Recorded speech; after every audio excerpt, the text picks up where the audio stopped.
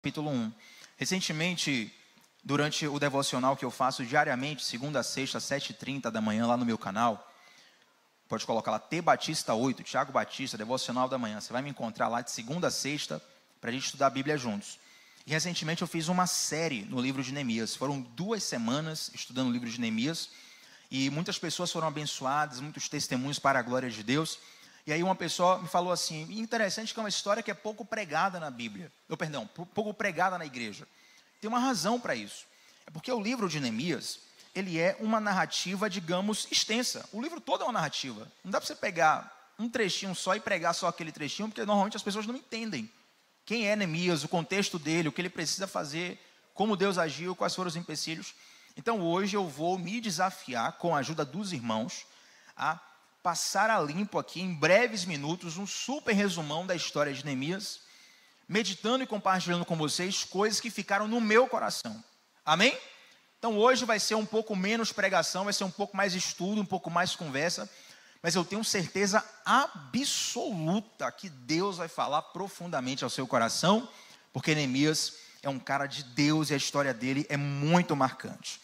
Neemias capítulo 1, versículos 1 e 2 é o texto que eu escolho para começarmos essa palavra de hoje. Diz assim: estas são as memórias de Neemias, filho de Acalias. No mês de Quisleu, no 20º ano do reinado de Artaxerxes, eu estava na fortaleza de Suzã. Só nesse versículo aqui, 50% desistiu da história de Neemias, né? Quanto nome difícil. Mas fica comigo, eu garanto que Deus ainda vai falar com a tua vida. Aí. Você não falar nada, pelo menos você bota o nome do teu filho aí, Artaxerxes. Nome bonito aí, Acalias. Né? Só nome bonito para a criança aí. Aí vamos lá, versículo 2. Anani, um dos meus irmãos, veio me visitar com alguns homens que haviam chegado de Judá.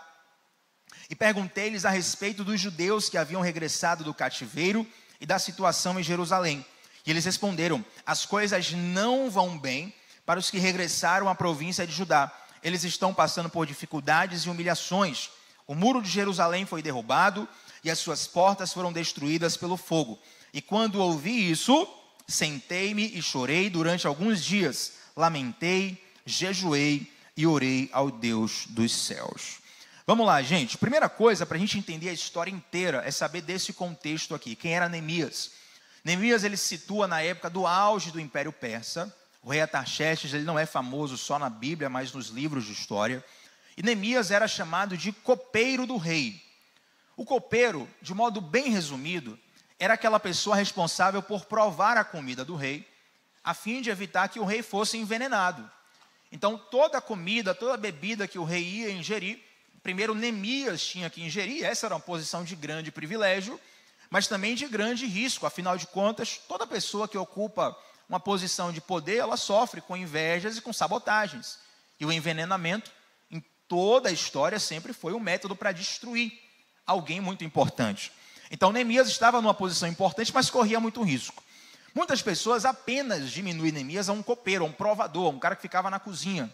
Mas, na verdade, Neemias era um assessor do rei Artaxerxes. Ele estava no Império Persa, longe de Israel, fora da nação de Israel. Ele estava servindo numa posição muito importante. E um dos seus irmãos vem lá de Judá. Judá é Israel. E os seus irmãos lhe trazem notícias muito ruins. Neemias pergunta: como é que está a nossa cidade? E os irmãos de Neemias trazem a péssima notícia que a cidade está com os muros destruídos. Agora vamos lá. Se você, brasileiro, século 21, ouve essa questão de cidade com os muros destruídos, normalmente nós não temos a noção do que isso significa. Afinal de contas, as nossas cidades não têm muros. Não tem um muro da cidade de Salvador. Não tem um muro de São Paulo, um muro do Rio de Janeiro. Mas naquela época, o muro era extremamente importante. O muro naquela época era tão importante quanto o muro da sua casa é importante. Você moraria numa casa sem paredes? Talvez. Talvez alguém diga assim: Tiago, eu moraria sem problema nenhum.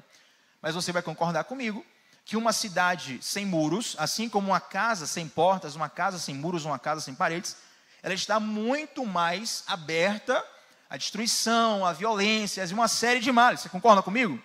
Então, dessa mesma forma, a cidade de Jerusalém estava à mercê de toda espécie de males. Detalhe: já havia mais de 100 anos que o povo de Deus tinha voltado para a terra e ainda assim eles não tinham conseguido reerguer o muro, por uma razão específica. Alguns inimigos do povo de Deus faziam lobby político com o rei Artaxerxes para que o muro não fosse levantado. Claro, para manter o povo de Deus ali em estado de miséria, manter o povo de Deus escravizado. Quando Neemias ouve aquilo, detalhe, provavelmente, isso aqui não é certeza teológica e nem a Bíblia fala isso, tá? Mas como já tinha 100 anos que o povo tinha voltado, Neemias servia diante do rei, provavelmente, ele não tinha ido ou tinha ido pouco lá em Israel. Ele não era familiarizado com Israel. É semelhante a um japonês que você conhece que diga assim, olha, eu sou neto de japonês. Já fui lá no Japão 1 ou 2 vezes, mas ele tem muito mais de Brasil do que de Japão dentro dele. Quem está entendendo? Se ele for lá para o Japão, provavelmente vão chamar ele de estrangeiro. Vão perceber, esse cara não é tão japonês quanto um japonês que nasceu lá. Então, Neemias, mesmo distante da terra, ele preservava valores, sentimentos e condutas que o conectava à terra de Jerusalém, à terra de Judá, à terra de Israel. E mesmo que ele não tivesse um contato direto com aquela terra, a Bíblia fala que ao saber das más notícias, ele se assenta, ele chora e começa a jejuar e a orar a Deus por conta daquela situação. Aqui eu já aprendo uma lição muito importante. Neemias estava no Império Persa, que era pagão, distante da sua terra, numa posição extremamente importante. Neemias estava bem de vida, morava num lugar bom, ganhava bem, comia do bom e do melhor, vestia do bom e do melhor, tinha acesso às pessoas mais importantes daquela época, mas ele não se corrompeu. E quantas vezes nós colocamos a culpa da falta de crescimento espiritual da nossa vida no ambiente? Nós dizemos, Tiago, o ambiente que eu vivo não me permite buscar mais a Deus. O ambiente que eu vivo não me permite ser mais cristão. O ambiente que eu vivo não me permite mergulhar mais profundo nas coisas de Deus por causa disso, aquilo outro. Eu te garanto que nenhum de nós viveu num contexto tão mergulhado no paganismo e das coisas distantes de Deus quanto Neemias, tendo acesso ao melhor do que ele podia, que satisfizesse a carne dele, os desejos dele, mas ainda assim, diante de um ambiente contrário à presença de Deus, Neemias cultivava a presença de Deus dentro dele. Eu profetizo sobre a sua vida nessa noite. Quem tiver fé, levante sua mão para receber. Que mesmo nos ambientes mais contrários, a luz de Deus vai permanecer brilhando sobre a sua vida. Mesmo nos ambientes mais difíceis, a presença de Deus vai reluzir no seu coração. E Satanás não vai roubar o teu coração do centro da vontade de Deus. E a Bíblia fala que Neemias, ele toma uma atitude muito inteligente. Muitas coisas que eu vou falar aqui, elas estão guardadas em diversos textos do livro de Neemias. Não dá para ler todos os textos, senão a pregação ficaria impossível.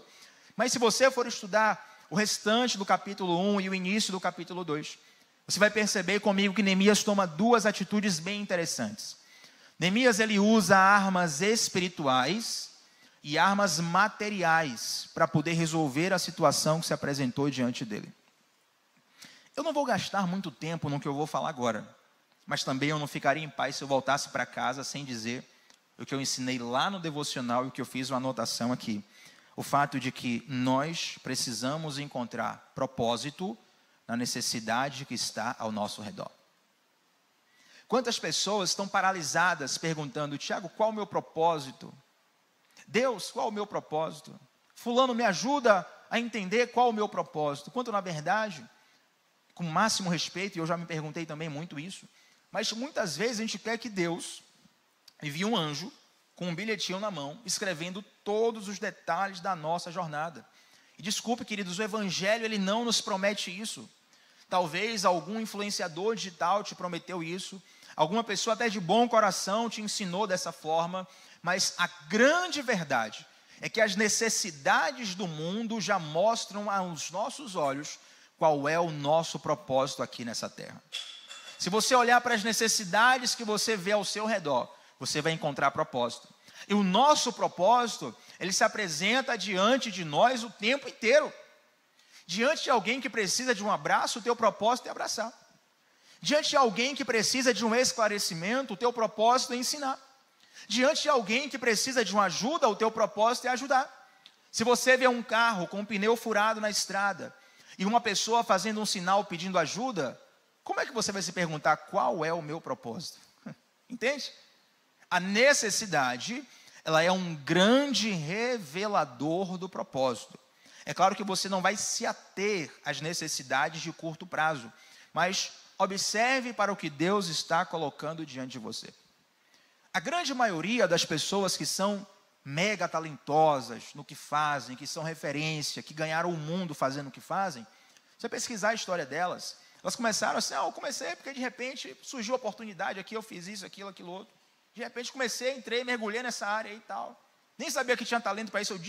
Gente, como é que se descobre o talento? Fazendo algo. É interessante que nos Estados Unidos, eles têm uma cultura de esportes para crianças e adolescentes muito forte, muito mais forte que no Brasil. O sistema educacional é todo moldado nas crianças praticando esporte. E eles sabem com muita clareza que para descobrir uma criança talentosa, você tem que colocar a criança para praticar vários esportes. Coloca numa luta, coloca em natação, ginástica, futebol, basquete, vôlei, handebol, o esporte que você imaginar aí.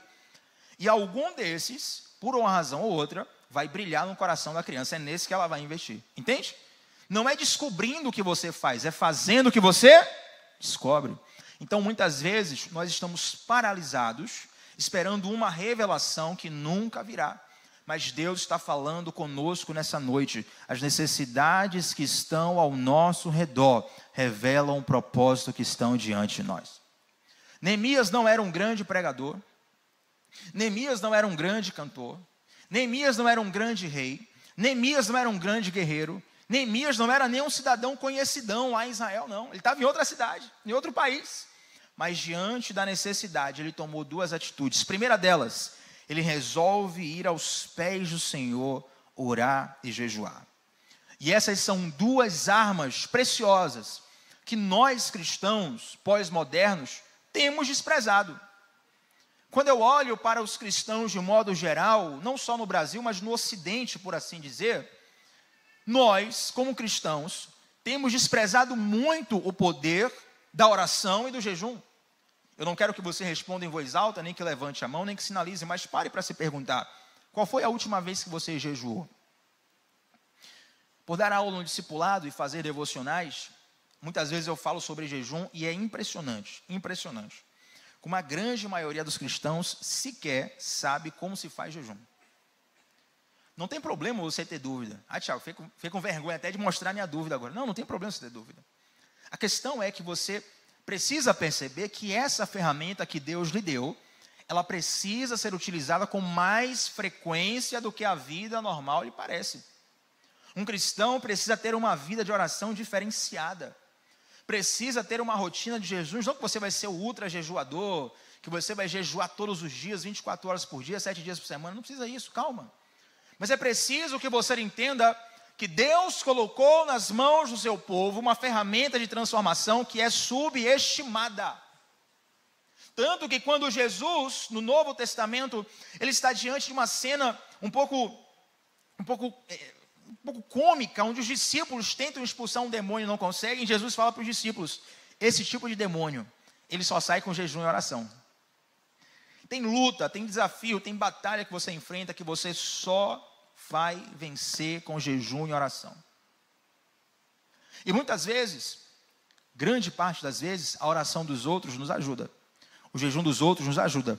Mas é tempo de você ter a sua experiência com Deus. Quem recebe essa palavra aqui? É tempo de você ter a sua experiência com Deus. É tempo de você mergulhar, passar tempo aos pés do Senhor. E muitas vezes, gente, na nossa vida moderna, pós-moderna, nós temos uma dificuldade de contemplar. Se você for estudar hoje, especialistas em neurologia falam isso, psicólogos, todo mundo que estuda a mente humana já está percebendo isso. Que isso aqui, aparelho celular, telas, televisão, computador, essas coisas, elas têm tirado a nossa capacidade de contemplar. Teve um tempo da minha vida em que eu estava enfrentando dificuldade de orar sem o celular, orar em silêncio. Estava enfrentando dificuldade. E aí eu, na verdade, estava na mente, né, orando em silêncio, estou com dificuldade de orar, me desconcentrando e tal. Meu Deus, que eu estou desconcentrado, será que o inimigo está se levantando? Será que alguma seta? Será que alguém colocou o meu nome aí em algum lugar e eu estou sofrendo aqui um ataque espiritual? E o Espírito Santo falou assim, não, na verdade é que você não é acostumado a ficar sem celular. tenta fazer qualquer coisa sem celular hoje. Não precisa orar não, irmão. Não precisa orar não. Vá no banheiro sem celular. Até no banheiro você ficava querendo ir rápido. Tomar banho sem celular. Eu não tomo banho sem celular. Tem que estar ouvindo um negocinho. É uma dependência constante. E quando a gente vai orar, a gente não consegue se desconectar do celular. Entende? O celular é um exemplo. Eu estou te mostrando como muitas vezes a correria do dia a dia tem te roubado a capacidade de contemplar. Ouça uma coisa. Não tenho tempo de dar um seminário sobre isso, mas Deus está falando conosco nessa noite.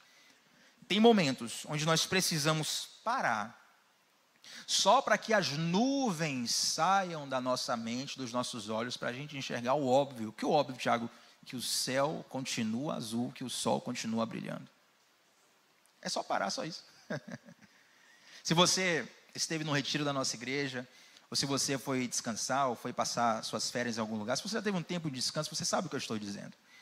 Depois que você descansa, às vezes você não teve nenhum acréscimo de informação nova, de conhecimento novo, mas só da sua alma assentar, você já consegue lidar com as situações de um modo melhor. Já consegue lidar com as situações de um modo diferente. Então, antes de desprezar as ferramentas que Deus te deu, coloque elas em prática e você vai ver o grande poder que Deus libera através da oração, do jejum e das ferramentas espirituais. Amém? Mas aí nós temos também um outro tipo de pessoa que valoriza erroneamente. Como assim, Tiago, valorizar erroneamente? Valoriza as ferramentas espirituais, mas despreza que Deus, Ele nos fez um ser integral. Então, como ser integral, nós somos um ser social. Tem coisas que não adianta desabafar com Deus. Você tem que conversar com o outro. Se você é um casal, se você faz parte de um casamento, se você faz parte de uma família, se você já teve problemas no trabalho, você vai reconhecer que tem coisas que você ora e Deus age assim na hora. Porém, tem situações que você ora, mas você tem que sentar para ter uma conversa difícil. É ou não é, gente? Neemias, ele ora, ele jejua, mas ele também vai conversar com o rei. E ele conversa com o rei, explica a situação para o rei e fala assim: rei, se você me liberar, eu quero ir lá para ajudar, para poder retornar a situação do muro, isso. O rei concede favor para Neemias, e Neemias, no final da narrativa, da conversa dele com o rei, ele coloca assim, mas isso só foi possível porque a bondosa mão do Senhor estava sobre mim. Tem coisas que você só vai perceber de Deus quando você tomar risco. Falar com o rei era arriscado. Fazer aquele pedido era arriscado. Até porque quem tinha emitido um decreto para impedir a reconstrução do muro era o rei. Como é que você vai conversar com um cara que impediu o muro de ser levantado e você vai lá chorar para dizer que é o seu povo e você quer... Neemias era quem na fila do pão? Ninguém. Mas ouça uma coisa, quando Deus te manda, meu irmão, esqueça tudo, não há porta que Ele não possa abrir, não há situação que Ele não possa destravar, não há nenhuma condição que permaneça de pé quando o nosso Deus resolve avançar. Neemias, aos olhos dos homens, talvez não fosse ninguém importante, mas ele foi alguém que disse sim para o chamado do Senhor. Todas as vezes que você estiver diante de um grande desafio, se Deus falar ao seu coração, diga sim diante do Senhor. Não olhe para o quanto você é importante ou não, para o quanto você é rico ou não, para o quanto você é habilidoso ou não, mas é o quanto você é obediente à voz do Senhor. Deus coloca um sentimento no coração de Neemias, Neemias toma coragem, ele vai falar com o rei e o rei libera Neemias. Neemias então ele vai para Judá, viaja quilômetros, centenas de quilômetros, ele está em outro país, e ele chega lá em Judá e começa a encontrar uma situação calamitosa. A cidade estava completamente destruída, e é interessante que Neemias ele encontra desafios muito parecidos com os desafios que nós encontramos. Uma das coisas que eu gosto da história de Neemias é que normalmente as histórias da Bíblia, principalmente as do Antigo Testamento, elas envolvem alguns contextos, alguns cenários épicos, que nós não vamos literalmente encontrar nos dias de hoje. Por exemplo, Davi e Golias, irmão. Quem já foi abençoado pela história de Davi e Golias aqui? Levanta a mão, só para eu saber. Levanta a mão. Olha aí. Só que, quantos de nós vão enfrentar um gigante do tamanho de Golias no sentido de luta corporal? Ninguém. Nós extraímos as lições dali, e aplicamos na nossa vida, amém? Só que Neemias enfrenta adversários muito parecidos com o que nós enfrentamos. Porque quando Neemias chega em Judá, a Bíblia fala que se levantam para ele opositores, que sim, ameaçaram fisicamente ele, mas principalmente tentaram combater Neemias com disse-me-disse e com fofoca. Você já sofreu na sua vida por causa de fofoca? Quem já sofreu por causa de fofoca aqui, meu irmão? É luta, né? Peleja, né? Dá vontade de Deus mandar descer fogo do céu e Deus fala, não, tolera, perdoa, calma, estou fazendo a obra. É luta, né? A pessoa levanta uma dissensão, uma fofoca, um disse-me-disse. E Neemias começou a lidar com isso. Mas Neemias nos traz uma lição muito importante. Ele não se distrai com a oposição, ele não se distrai com os inimigos, mas ele permanece focado. E hoje, nos dias atuais, um dos grandes desafios que nós temos como sociedade é ter o foco na coisa certa. Eu estava vendo a entrevista de um psicólogo recentemente, dias atrás, e ele falava algo interessante, que o cérebro precisa de foco, distração e, se não me engano, de ócio produtivo. Os psicólogos aí, se eu estiver errado, me perdoe, tá? Mas é algo parecido com isso, foco, distração e ócio produtivo. Aí o psicólogo estava no podcast, né? Aí o apresentador falou assim, ué, mas por que o pessoal fala que se distrair com o celular é errado, então? Aí o psicólogo falou algo interessante, me acendeu uma luz. Ele falou, olha, o problema do celular é que você acha que é distração, mas na verdade não é distração, é foco. Só que é foco na coisa errada. Quem está entendendo? A distração, ela te relaxa. O foco na coisa errada, ela consome uma energia que você precisaria para utilizar da forma certa. Muitas vezes, nos falta energia para lutar as batalhas certas, porque gastamos o nosso foco com as coisas erradas. E é interessante que uma das estratégias dos inimigos de Neemias, olha que interessante, era convidar Neemias para poder ter uma conversa em lugares distantes. O cara chega para Neemias e fala assim, Neemias, vamos ali no lugar tal, conversar sobre tal coisa. E Neemias sempre respondia assim, ó, eu estou envolvido numa grande obra.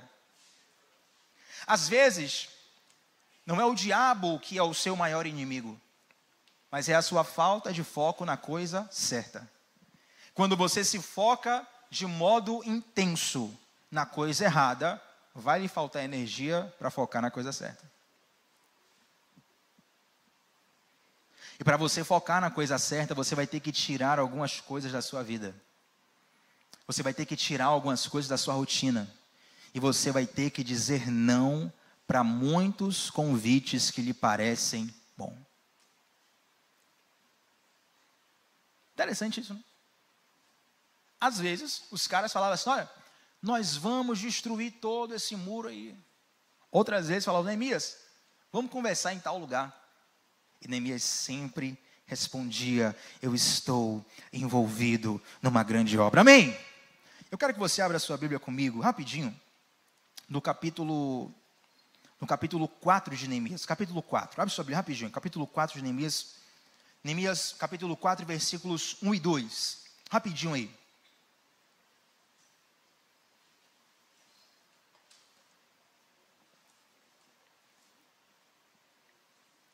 Olha o que está escrito. Sambalate, nome bom você dá para o seu filho. Sambalate. Quem recebe aí, irmão? Ninguém, né? É luta, né? Não, Tiago, porque é inimigo do povo de Deus. Beleza, eu sei. Sambalate ficou furioso quando soube que estávamos reconstruindo o muro. Indignou-se e zombou dos judeus. Versículo 2. Disse na presença de seus companheiros e dos oficiais do exército samaritano. O que esse punhado de judeus fracos pensa que está fazendo? Imaginam que serão capazes de construir o muro em um dia só porque ofereceram alguns sacrifícios? Pensam que podem fazer algo com as pedras queimadas que tiraram de um monte de entulho? Eu quero trazer uma curiosidade para vocês sobre essa questão de pedras queimadas. Sambalate, ele está zombando dos judeus, ele fala, será que esses judeus pensam que vão reerguer essas pedras queimadas? Por que pedras queimadas, gente? Porque as pedras do muro de Jerusalém naquela época eram feitas de um material chamado calcário macio. E o calcário macio, quando ele era incendiado, ele virava pó. Nem toda pedra incendiada vira pó, o calcário macio sim. Então ele estava olhando para o pó do muro, o muro caído, E ele pensando, eles acham que vão fazer desse pó um novo muro se levantar? Mas olha que interessante. O problema era que o muro estava destruído por inteiro, em muitas partes, e tinha brecha em outras partes. Então Neemias tinha duas funções aqui: reerguer o muro e fechar as brechas. E isso fala muito sobre a nossa vida. Sabe por quê? Muitas vezes, fechar as brechas é um termo da gospelândia, né, um evangeliquez mal compreendido por muitos de nós. Quem já teve aí um irmão, uma irmã, uma mãe, uma avó, uma tia que falou assim: meu filho, você tem que fechar as brechas na sua vida?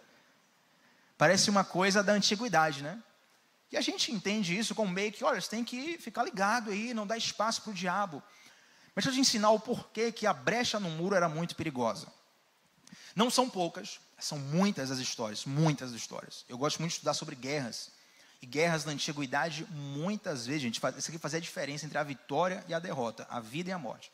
Muitas vezes, uma cidade tinha um exército, tinha um muro muito grande, muito forte, intransponível. Mas em todo o muro sempre havia uma pequena brecha. Então o exército inimigo costumava primeiramente mandar espiões. O povo de Deus fez isso muitas vezes. Esses espiões tinham a responsabilidade de saber onde estava a brecha no muro. Por quê? Porque através daquela brecha, por maior que fosse o muro, um exército inteiro podia passar, pegar uma cidade de assalto e destruir todo mundo lá dentro. Essa é a primeira coisa. Segunda coisa é que nas brechas do muro, muitas vezes as cobras ali entravam e faziam ninho. Então, primeiro perigo, um exército entrar. Segundo perigo, você está passando perto do muro, tem uma brecha, quando você menos percebe, uma cobra está ali e ela pode te machucar, te envenenar, te tirar a morte. Tirar a vida, te levar à morte. Então, existe o perigo do ataque total, um exército invadindo, um grande ataque, um grande susto, e existe o perigo da sutileza da serpente. Ninguém tropeça em pedra grande. É muito difícil que eu tropece aqui nessa caixa de som, porque ela é grande. A gente só tropeça em pedra pequena. Às vezes, o ataque é tão grande que a gente fica de prontidão, clama a Deus, ora, jejua e resiste. E depois de uma grande vitória, a gente cai em pequenos detalhes por não vigiar, fechando as brechas da nossa vida espiritual. Esses pequenos detalhes, eles fazem toda a diferença na nossa saúde espiritual. E Neemias, enquanto ele estava construindo o muro, enquanto ele estava envolvido numa grande obra, ele tinha um nível de vigilância ampliado, porque ele sabia que havia algo muito importante em jogo. Dizem alguns estudos de exércitos pelo mundo, o exército americano, uma certa vez eu vi um documentário, não sei se é verdade, mas eu vi a informação, de que um soldado, uma guarnição lá específica lá do exército americano, não, esses caras aqui são os melhores, dos melhores, esses caras são capazes de ficar até 5 dias acordados, sem dormir direto. Eu pensei, impossível, 5 dias? Eu já fiquei quase 48, assim, morrendo. Quem já ficou 2 dias sem dormir aqui? Levanta a mão, 2 dias. E 2 dias. 3, tem alguém? 3? 3? Isso já é um milagre de Deus. 4, alguém aqui? 4? Brincadeira, que é isso? Um mês, alguém aqui 1 mês? Graças a Deus, não é brincadeira, gente. Mas 5 dias é um nível terrível, o soldado tem que ter um nível de preparo, é assim. Aí o general que falou isso, né, do documentário, ele deu informação impressionante, por óbvio, né? Ficar 1 dia sem dormir já é terrível. O general fala assim, ó, é porque no momento da guerra, os seus sentidos eles ficam mais aguçados que o normal, porque você está entre a vida e a morte. Não existe margem de erro. Até uma folha que cai distante você consegue perceber, porque o seu foco aumenta a sua percepção. Agora, você só tem foco naquilo que você considera importante. Sabe como é que o diabo nos ataca? Primeiro, desvalorizando as coisas de Deus na nossa vida. Porque ele sabe que se nós desvalorizarmos, nós vamos perder foco, e perdendo foco, nós não vamos suportar a sutileza do ataque. Uma história até engraçada, e aqui conta-se, os historiadores, eu não sei se é verdade, Se não for, me perdoe, mas só para a gente quebrar o gelo, eu não posso deixar de contar isso. Conta-se que na Segunda Guerra Mundial, talvez alguém aqui vai me crucificar no chat, né? Mas eu vi em algum livro de história. Uma história engraçada. Na Segunda Guerra Mundial, o exército brasileiro, eles estavam lá na floresta e na noite eles fizeram fogueira, fizeram fogo no acampamento deles. Você não pode fazer fogo na floresta de noite, porque fica tudo escuro e fica um sinal de luz. Está se entregando para o inimigo, né? E os historiadores contam que, na verdade, o exército inimigo não atacou aquele grupamento brasileiro, porque foi um erro tão bizarro, tão grotesco, é um erro tão infantil, que eles acharam que era uma cilada. E tá lá, os caras fizeram uma fogueira lá, não estamos com frio, fizeram uma fogueira lá, e o exército inimigo poderia atacar, vamos matá-los agora. E de repente, eles falaram, não, esse erro aí é tão infantil que deve ser uma cilada. Os caras não estavam com foco. Nesse momento, no momento de uma luta, no momento de uma guerra, no momento onde você está passando por um grande desafio espiritual, você não pode baixar a guarda. Talvez você diga assim, Tiago, mas eu estou cansado. Ouça. É descansando no Senhor que você vai ter energia para poder manter a guarda levantada. Sabe quando é que a nossa guarda, que a guarda fica pesada, a gente baixa? Quando a gente confia na nossa própria força. Você está focado porque você confia na sua força. Quando você atinge um alvo, atinge uma meta, você baixa a guarda. Você fala, não preciso mais me esforçar, você cai. Não preciso mais lutar.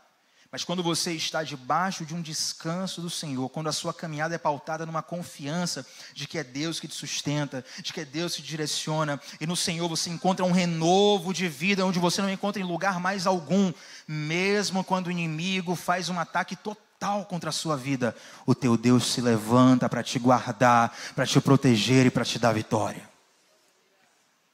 Talvez a lição mais importante, mais profunda que Neemias nos traz, não é sobre uma grande estratégia de combate de guerra, mas é sobre estar envolvido numa grande obra. Quando as bandejas do mundo se apresentam para nós, precisamos responder, estou envolvido numa grande obra. Quando a nossa própria mente oferece para nós tentações para nos tirar da presença de Deus, você precisa pregar para si mesmo, estou envolvido numa grande obra. É preciso saber que o que Deus tem para você, aleluia, é muito maior do que você desistir agora. Quem trabalha na vida empresarial, por assim dizer, já vamos encerrar. Quem trabalha na vida empresarial, por assim dizer, já deve ter visto diversos estudos que falam o seguinte: as pessoas que têm a habilidade de focar no longo prazo, de dizer não para algo de curto prazo, para receber algo lá na frente, elas costumam ir mais longe, né? Mas é interessante que tem estudos que mostram a seguinte coisa, preste atenção. Tem um estudo que foi feito, onde colocaram uma barrinha de chocolates, né, para fazer o teste lá, pessoal, uma barrinha de chocolates. E a proposta era a seguinte, você pode comer essa barrinha de chocolates agora, mas se você resistir, daqui a 20 minutos te dou 2 barrinhas de chocolate. Colocaram as crianças, né?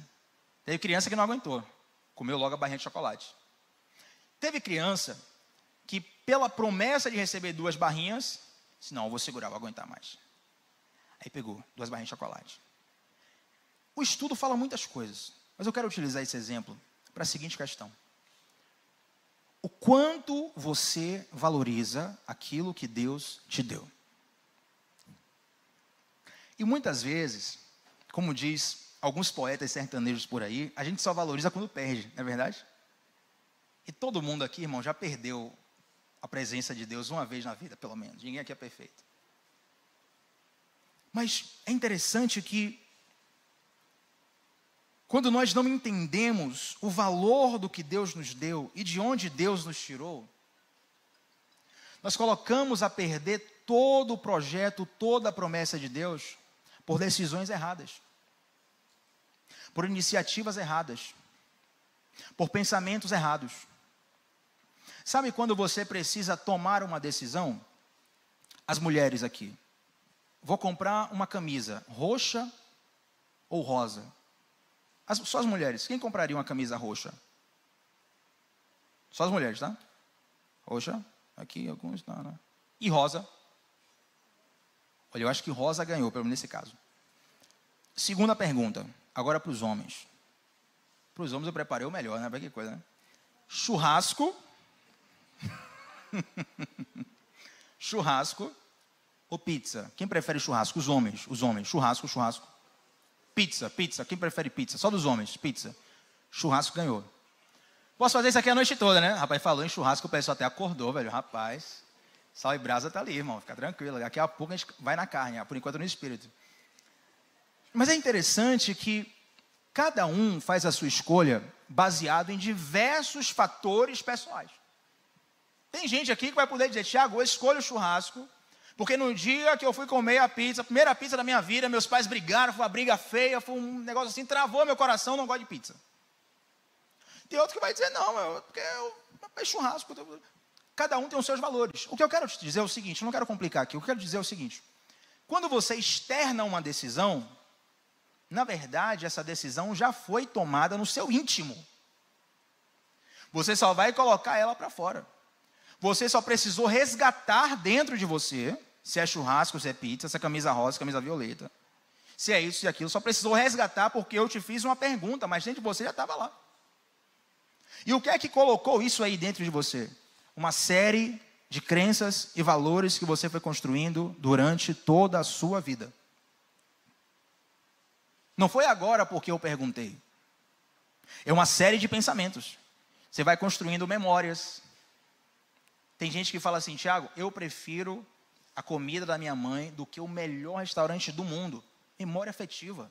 Não, Tiago, porque o tempero não é não, irmão, é memória afetiva. Todo filho prefere a comida da mãe. Aí tem filho que vai dizer assim, não, Tiago, eu prefiro da minha avó. Porque a minha mãe não ficava em casa, quem fazia a comida era a minha avó. E tem isso que vai formando as escolhas que estão dentro de nós. Tiago, o que é que você quer dizer? É que na hora H, quando você precisa tomar uma decisão, não dá tempo de construir a decisão. Você só vai colocar para fora o que está dentro de você.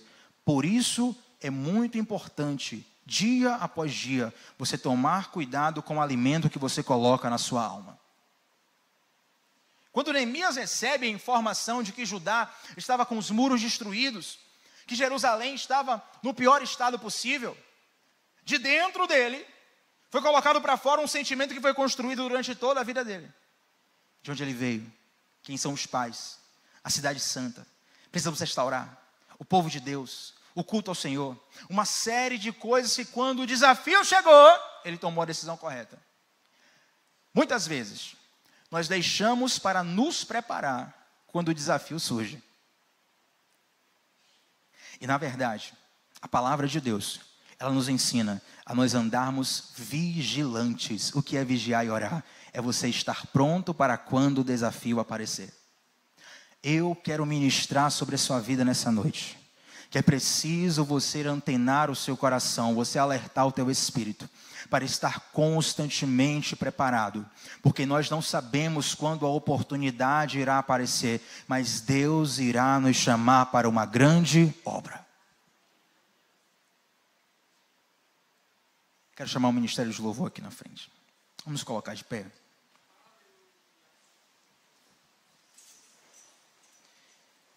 Oh, santo, santo, santo Deus.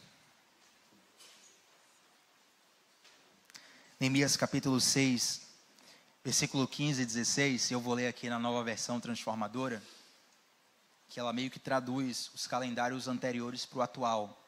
Então diz assim no versículo 15, por fim, no dia 2 de outubro, 52 dias depois de começarmos o trabalho, o muro ficou pronto. E quando nossos inimigos e as nações vizinhas souberam disso, ficaram assustados e sentiram-se humilhados. E perceberam que a obra havia sido realizada com a ajuda de nosso Deus. Um muro que há 100 anos não era levantado, em 52 dias, com poucos recursos, com nenhum soldado.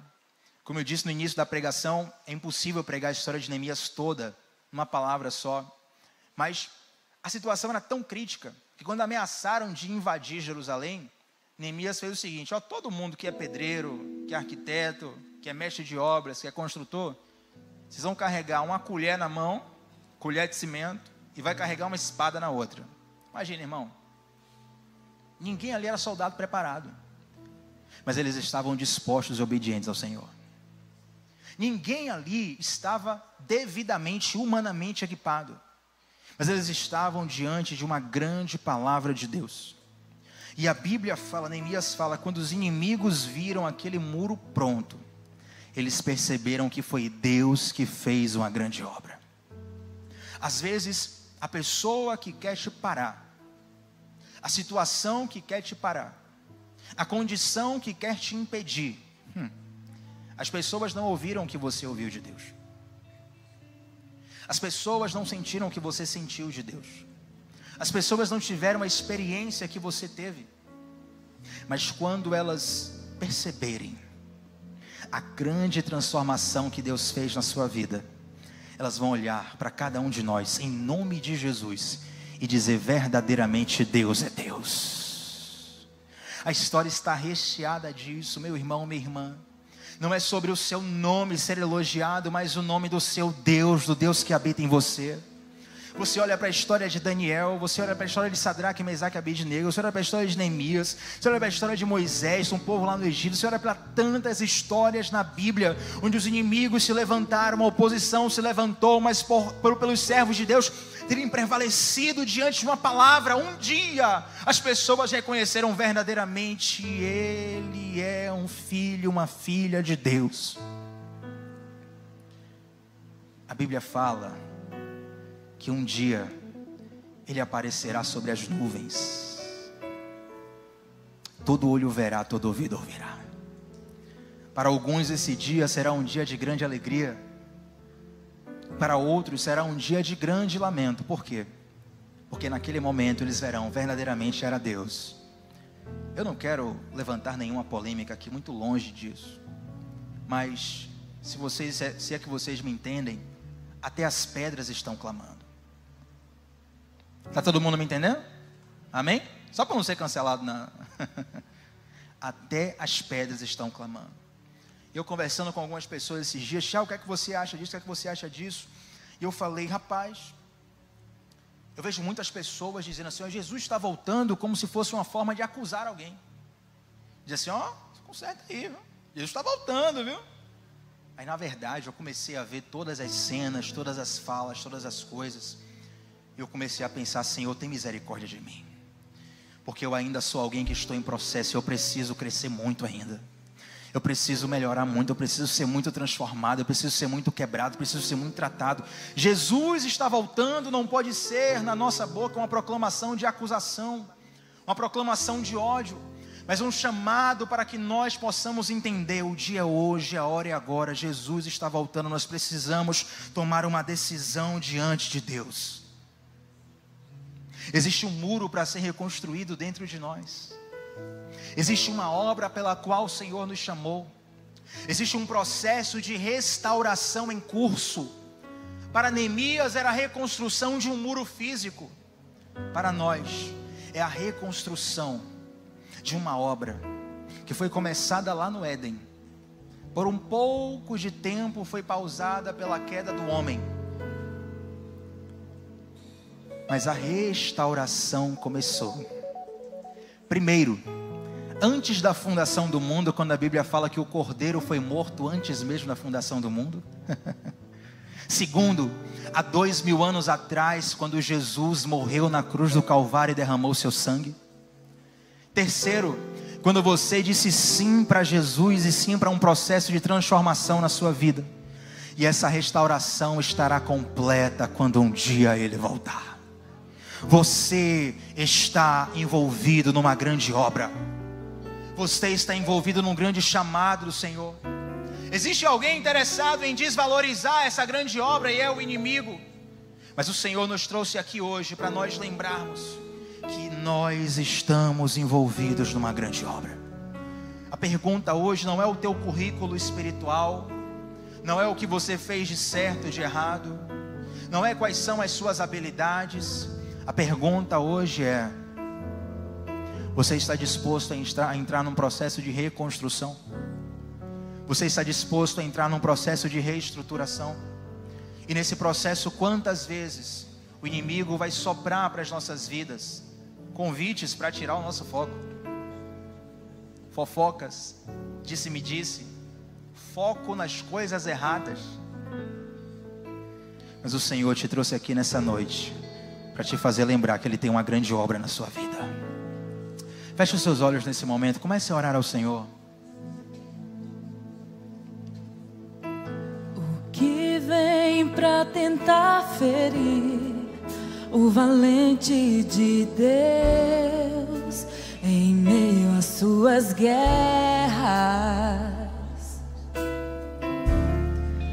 Que ataque é capaz de fazê-lo olhar para trás e querer desistir?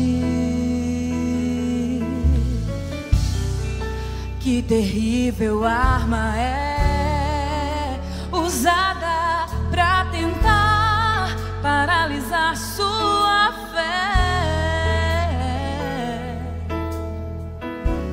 Cansaço, desânimo, logo após uma vitória. A mistura de um desgaste com o contra-ataque do mal. A dor de uma perda ou a dor da traição. Uma quebra de aliança que é a raiz da ingratidão. Se você está assim, preste muita atenção. Ouça o que vem do coração de Deus.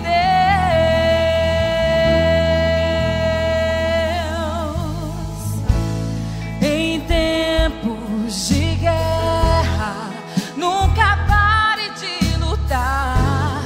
Não baixe a guarda, nunca pare de lutar. Em tempos de guerra, nunca pare de adorar. Libere a palavra, profetiza sem parar. O escape e o descanso, a cura, a recompensa vem sem demora. O escape e o descanso, a cura, a recompensa vem sem demora.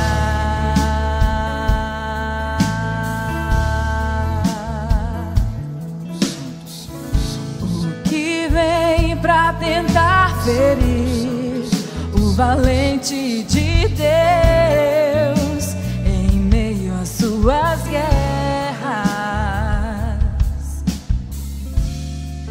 Que ataque é capaz de fazê-lo olhar pra trás e querer desistir? Oh, que terrível arma é usada pra tentar paralisar sua fé. Cansaço, desânimo, logo após uma vitória.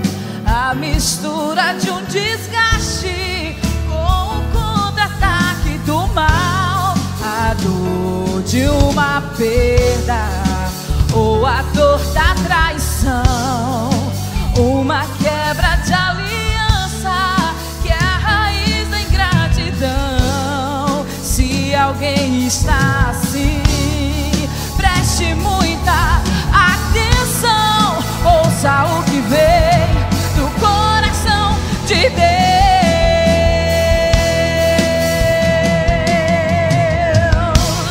Em tempos de guerra, nunca pare de lutar. Não baixe a guarda, nunca pare de lutar. Em tempos de guerra, nunca pare de adorar. Libera a palavra, profetiza sem parar. O escape e o descanso, a cura, a recompensa vem sem demora. O escape e o descanso, a cura, a recompensa vem sem demora. O escape e o descanso, a cura, a recompensa vem sem descanso, a cura, a recompensa vem sem demorar. Põe a mão no seu coração para nós orarmos nessa noite. Deixa eu fazer uma pergunta bem rápida aqui. Tem alguém aqui que quer fazer uma aliança com Jesus? Se houver alguém, faça um sinal com sua mão e nós vamos orar por você. Tem alguém aqui? Glória a Deus, uma pessoa ali. Louvado seja o nome do Senhor. Tem mais alguém? Outra pessoa ali. Louvado seja o nome do Senhor. Tem mais alguém? Faça um sinal com a sua mão para que eu consiga ver outra pessoa ali. Outra pessoa ali. Glória, glória, glória ao nome do Senhor. Você pode aplaudir ao Senhor Jesus nessa noite. Oh, santo, santo, santo é o nome do Senhor. Tem mais alguém aqui? Nós já vamos orar, precisaremos encerrar o culto. Esse é o momento. Tem mais alguém aqui nessa noite que quer fazer uma aliança com Jesus? Mais alguém ali? Glória a Deus. Mais alguém ali? Tem mais alguém aqui nesse lugar? Outra pessoa aqui? Glória ao nome de Jesus. Aleluia. Oh, santo, santo, santo é o nome do Senhor. Agora, por gentileza, bem rapidamente, vem aqui à frente, você que fez um sinal com a sua mão. Bem rapidamente, vem aqui à frente, vem aqui à frente. Não tenha vergonha, vem aqui à frente. Nós vamos orar por você. Nós somos uma família espiritual nesse lugar. Oh, santo, santo, santo é o nome do Senhor. Você pode aplaudir ao Senhor nesse lugar, igreja. Deus é bom e eterno em a sua misericórdia. Aleluia, aleluia, aleluia. Glória a Deus. Virem para mim, por gentileza, virem para mim. Oh, santo Deus. Eu creio que a partir dessa noite, para vocês e para muitas pessoas que pegaram essa palavra, hoje começa um processo de reconstrução.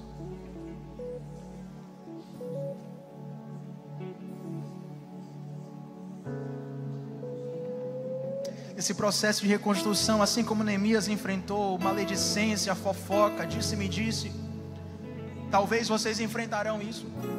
Pessoas que não vão entender direito a decisão de vocês, que vão julgar a decisão de vocês, que vão tentar fazer retroceder. Mas nesse momento, lembrem do Deus que vos chamou. Nesse momento, lembrem que vocês estão envolvidos numa grande obra. E eu quero encerrar aqui dizendo uma coisa. De todas as características de Neemias, de todas, aquela que me chama mais atenção, tem muitas lições de Neemias, mas aquela que mais fala comigo é que Neemias tinha um coração obediente ao Senhor. Não era a habilidade de liderança dele que é muito grande, não era a capacidade estratégica dele que é muito grande, não é a capacidade de engajamento dele que era muito grande, mas nada disso seria suficiente sem um coração obediente ao Senhor. E quando vocês dizem sim e vêm aqui à frente como um sinal de fé, é o nascimento de um coração obediente ao Senhor, aleluia. E eu profetizo que essa caminhada ela não terá interrupções, ela será para sempre. E que vocês possam crer, que vocês possam crescer, que vocês possam desfrutar de tudo que Deus tem na vida de vocês. Em nome de Jesus. Levante sua mão, direcione sua mão aqui para frente. Levante sua mão para essas pessoas. Pai, nós te damos graças pela vida de cada um desses que fazem uma aliança pública contigo nessa noite, Pai. O Senhor conhece a história de cada um. O Senhor conhece o passado, o presente de cada um. E o Senhor já escreveu o futuro de cada um deles. Eu oro, Pai, para que em nome de Jesus, toda palavra de maldição, toda entrega negativa, todo obstáculo agora seja vencido pelo poder da Tua presença. Que eles possam não apenas entrar no reino, mas crescer no reino, avançar no reino. Cerquem eles, Pai, de pessoas cheias de Ti, que possam abençoar, que possam ensinar, que possam sorrir e chorar juntos. E que através da vida de cada um aqui, Senhor, através da vida de cada uma aqui, o Seu nome seja plenamente glorificado. E assim como Neemias disse no capítulo 6, as pessoas olharão e verão verdadeiramente. Eu posso ver que Deus é um Deus grande, Deus é um Deus amoroso, Deus é um Deus poderoso. Vai ter a assinatura de Deus na vida de cada um deles. Eu profetizo isso aqui agora, em nome de Jesus. E para a glória de Jesus, a igreja diz: aplauda o nome do Senhor Jesus nesse lugar. Eu confiar só